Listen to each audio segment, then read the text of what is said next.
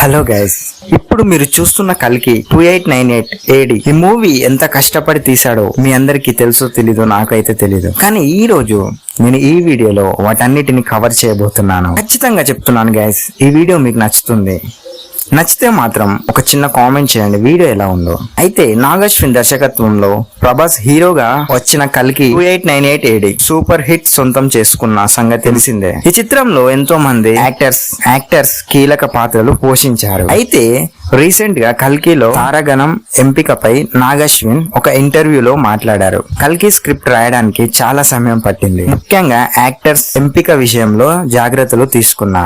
బహుశా మేము ఇప్పటి వరకు చేసిన సినిమాల్లో VFX కు అత్యంత ప్రాధాన్యం ఉన్న చిత్రం మేబీ ఇదే. దీనికోసం 4 సంవత్సరాలు ఎన్నో సవాళ్లు ఎదుర్కొన్నాను. కల్కి క్లైమాక్స్ ను చిత్రీకరించడం కోసం అన్నిటికంటే పెద్ద సవాల్గా అనిపించింది.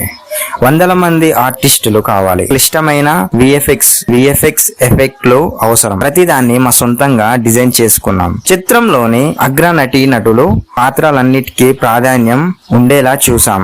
మహాభారతంలో ఎంతో కీలకమైన అశ్వత్థామ పాత్రకు అమితాబ్ ను తప్ప మరొకరిని ఊహించుకోలేదు. దేశంలోని పెద్ద స్టార్లలో ఆయన ఒకరు. ఆయన మాత్రమే ఈ పాత్రను మరింత శక్తివంతంగా చేయగలరనిపించింది. అమితాబ్ ప్రభాస్ల మధ్య పోరాట సన్నివేశాలు తీయాలనేది నా కళ. వావ్, వాళ్ళు ఈ చిత్రాన్ని అంగీకరించగానే ఎంతో ఆనందించా అని చెప్పారు భయ్య రీసెంట్ గా ఒక ఇంటర్వ్యూలో ఆఫ్టర్ కల్కి సక్సెస్ తర్వాత.